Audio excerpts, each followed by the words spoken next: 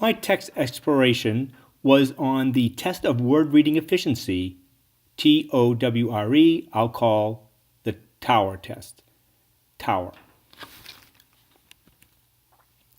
Test of word reading efficiency, authors Joseph K. Torkelson, Richard K. Wagner, and Carol A. Rochot.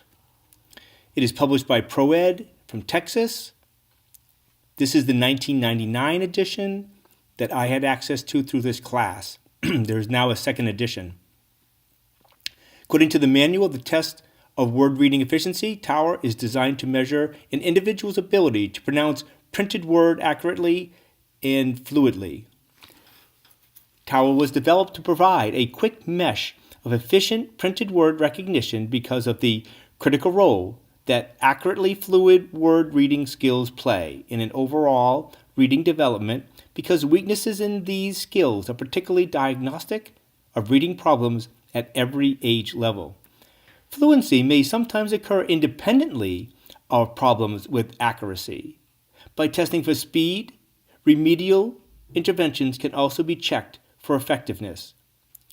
TOWRE can be used to monitor a child's response to intervention. The TOWRE was developed because of the need for a quick and easy administered test to assess both fluency and accuracy of print-based word reading strategies. The TOWRE is quick, 45-second reading administered in 5 minutes if only one form of each subtest is used. If both forms, A and B, are used, given it only takes 7 to 8 minutes since some instructions need not be repeated. It is recommended that both forms A and B are given for high-stakes eligibility and program placement applications. The TOWRE is easily administered. Basically, sit beside examinee, run through practice set, and record their responses to the instructions. Read as many words as fast as you can until I tell you to stop.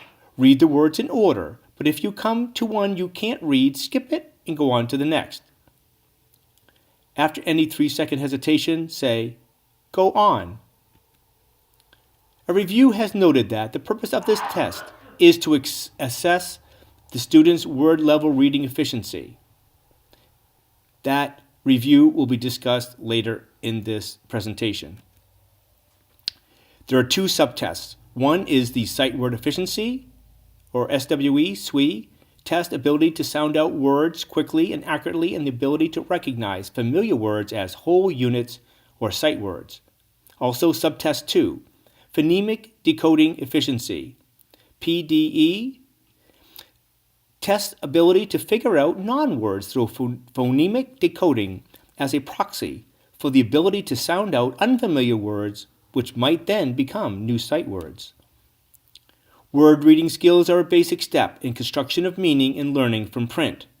Identification of words so they can convey their meaning. Students moving to meaning versus just pronouncing, but pronouncing helps prove identification. The authors point out there are 5 different recognized strategies, or at least 5, to identifying words. These are: 1. Analyzing and blending together individual phonemes. This is the basic phonemic decoding or sounding out strategy. Also, 2. Noticing and blending together familiar spelling patterns involving more than one letter, which is a more advanced phonemic decoding strategy. 3. Recognizing printed words as whole units and reading them by sight words. 4. Making analogies to other words that are already known. 5. Using clues from the context to guess the word's identity. Most good readers use strategy 3, sight words, except when words are unfamiliar, when they would rely on strategies 1 and 2, phonemic decoding, noticing, analyzing phonemes and spelling patterns. By using the reading of real words, strategy 3, sight words, are tested, except when words are unfamiliar, when they would rely on strategies 1 and 2, phonemic decoding, noticing, analyzing phonemes and spelling patterns. Strategy 4, making analogies to other words that are already known, is a more advanced decoding strategy that is best built upon the abilities of strategies 1 and 2, that are, therefore, more critical and more worthwhile testing. Using strategy 5, using clues from the context to guess the word's identity.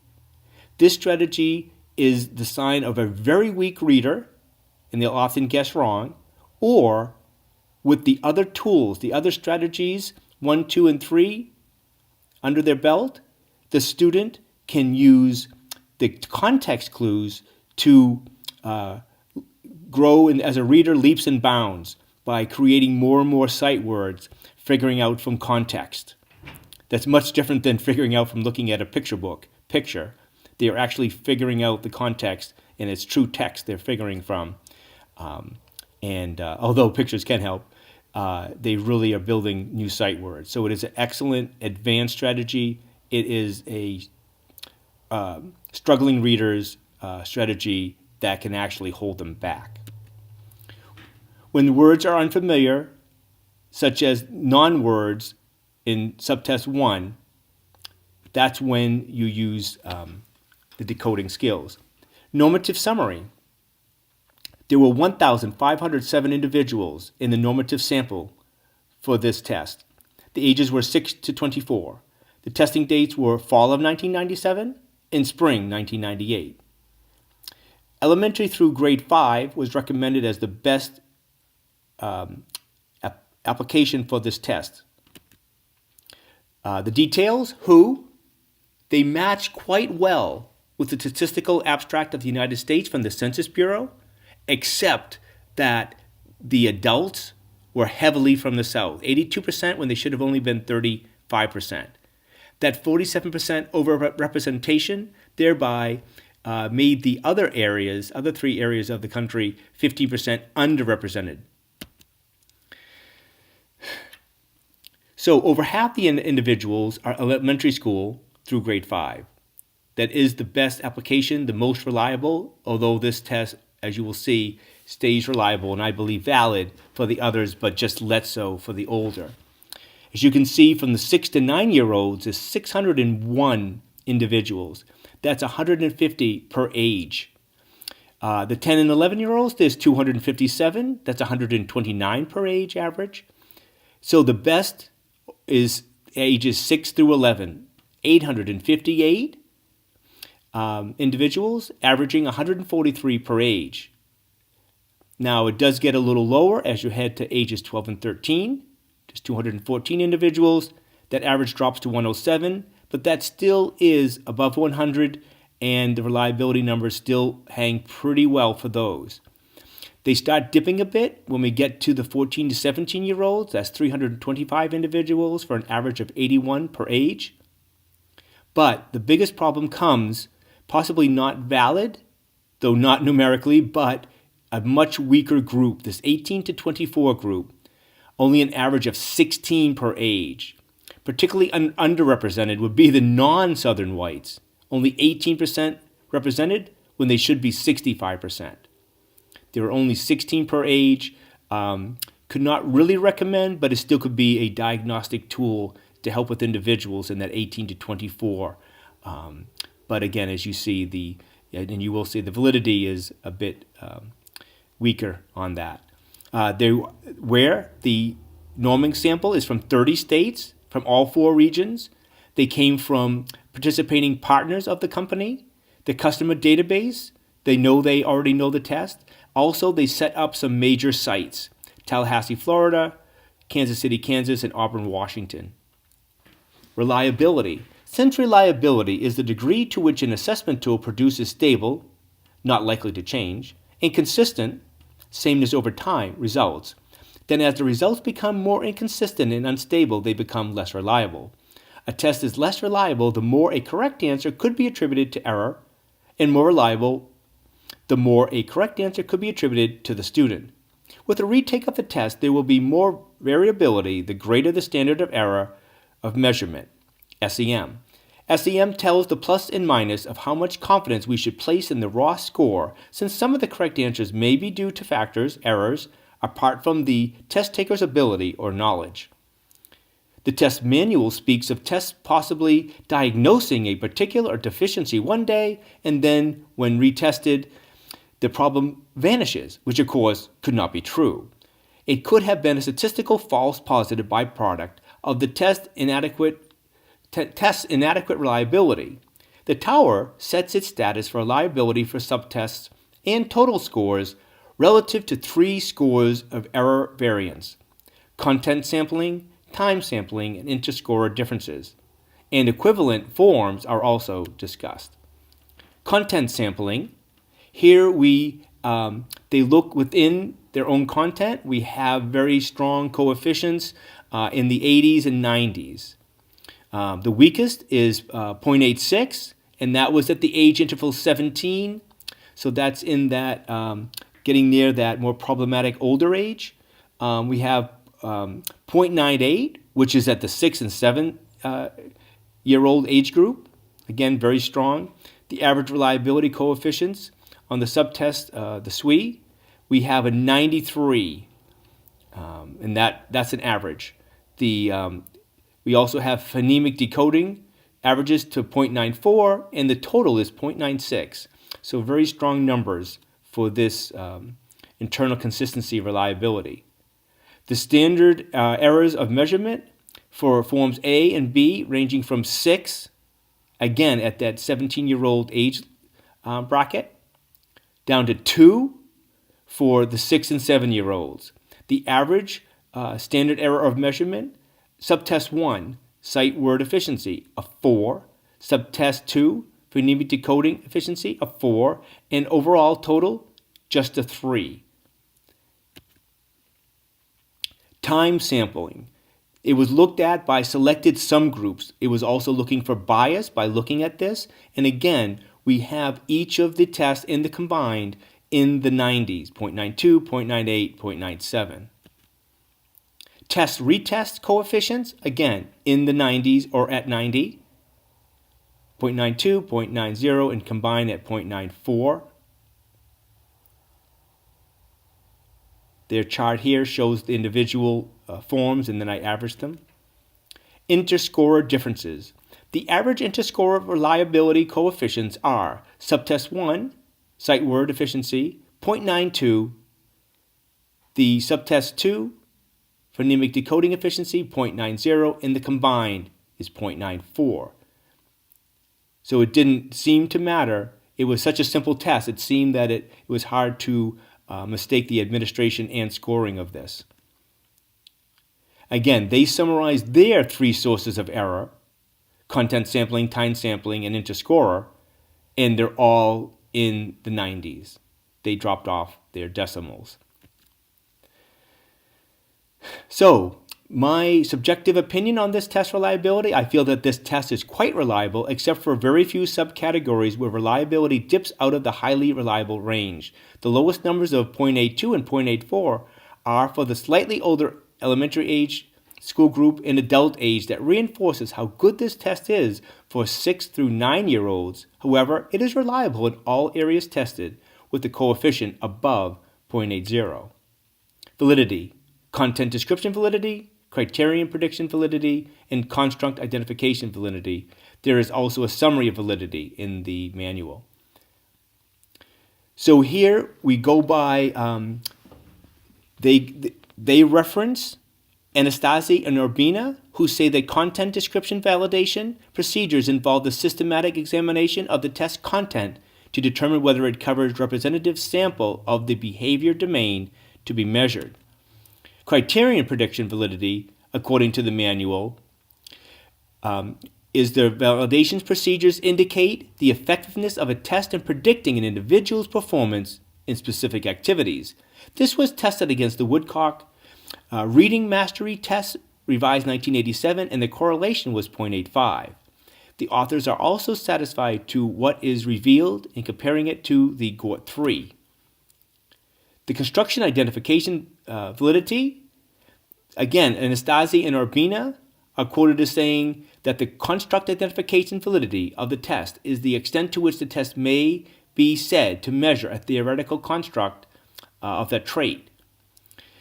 6 measures are then given to test against this, including correlations to chronological age, English ability, subtest change in reading fluency, correlation within the test for entire normative sample with a low of 0.77 to 9.6. The authors state, in summary, the confirmatory factor analytic results support the validity of TOWRE. I don't understand all of this. Seems to be a bit of jargon for me for now until I can figure it out better. But that's their summary of that. The authors make a good case that the test is valid, although as seen in the scholarly review, all parts of the test creation was not equally strong. Types of scores. Raw scores, as stated in the manual, of little but academic use. Maybe some use in comparing individuals within a classroom, but not really standardized. And so the best scores are the standard scores for the subtest and the combined. From that, of course, percentiles and stanines. You can also get the age equivalent scores, which could be of some value. The grade equivalent scores, the authors acknowledge, are their weakest scores from what people say. Sometimes there's extrapolation and things like that going on. And so they kind of are suggesting to shy away from the grade equivalent scores, putting a lot of weight on that, unless you fully understand it can explain the caveats as you share these. Descriptive terms, we have average is a standard score, 90 to 110. Above that, you have above average, 111 to 120. Then superior, 121 to 130. And the highest is very superior, 131, 165. The lowest scores, we have below average, 80 to 89, poor, 70 to 79, and very poor, 35 to 69. Modifications and combinations. I couldn't find anything really direct about this. They do say that TOWRE is appropriate for use between those ages of 6-0 and 24-11 that can understand these directions for the subtest and can take their practice items and can give the necessary responses. The test is so simply designed without basals or ceilings that it is presumed that no modifications or combinations will be needed to accurately test what the test is designed to test. EL suitability. Again, since the authors say how simple this is and if they can understand directions and formulate necessary responses and can pass the practice items. But however, it doesn't address it directly. And so that is a concern that it hasn't really been thought through or tested. This would seem to cover the ELL question that they should be able to take the test if they can do those things. However, it is my opinion that since the decoding portion of the test is partially assumed to be based on awareness of English spelling rules, those students that happen to have learned some English sight words may have a disproportionately hard time with that portion if they are used to other sets of spelling rules. The ordering information, $75 for the manual. The examiner record booklets are important at $41 for 25 of them. There also are word cards. And I did find a source for the older 1999 exam booklets. Examiner qualifications. It's pretty much, you can understand the manual, you read it. You can understand procedures of standard assessment procedures. So that means the examiner competence could easily, according to the authors, be not limited to teachers, instructional aides, school psychologists, speech pathologists, and school counselors. And of course, knowing how to pronounce English and the conventions of that are required for scoring on the phonemic decoding efficiency subtest. I feel that I am currently qualified to administer this test, especially because of the extra things I've learned in this course. It does not appear to be hard to help staff members become qualified to give this simple test. Besides the reading the exact instructions to the examinees, having the examiner avoid improper prompting may be the most important caveat to this belief.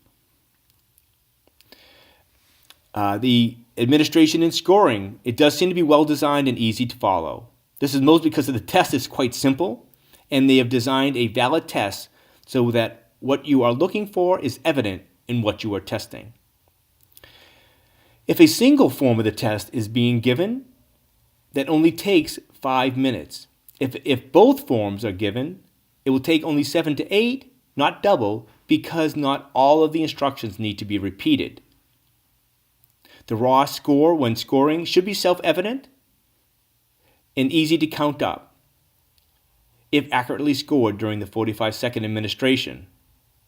And then, of course, creating the various other scores might take some minutes, but again, depending on the number, types of scores you want, your experience using their tables, etc. And also, we have the quote from the reviewers. They think this test is user-friendly and easy to administer with the minimal of materials needed. Summary of an objective review.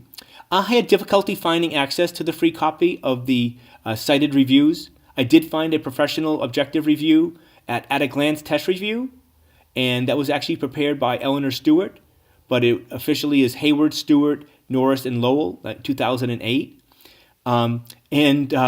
They gave the basic summary, much as I have done here, but I was a little disappointed that they didn't come up with their own critiques, but at least they did pass on the critiques of the evaluators for the Boris ones I couldn't find access to.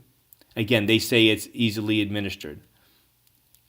And so their problems, the reviewers had problems with with certain things to do with validity, could be emphasized more. They thought the content sampling plan could be more descriptive. They didn't know how the words were chosen exactly, though I did see something on that about using some known word lists, or how the 45-second time frame was decided. But if it works and shows valid, I don't understand the big issue with that. But again, if it could be better, it could be better. And so it was good to hear these things. There's also a complaint that there was a lack of specific guidance given to the interpretation of the standard scores.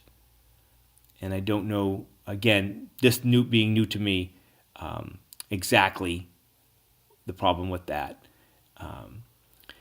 And so those were the critiques through the at-a-glance critique, but they came through from the Boris test evaluating book, and the reviewer of that was Tyndale and Vaca of 2003. And thank you.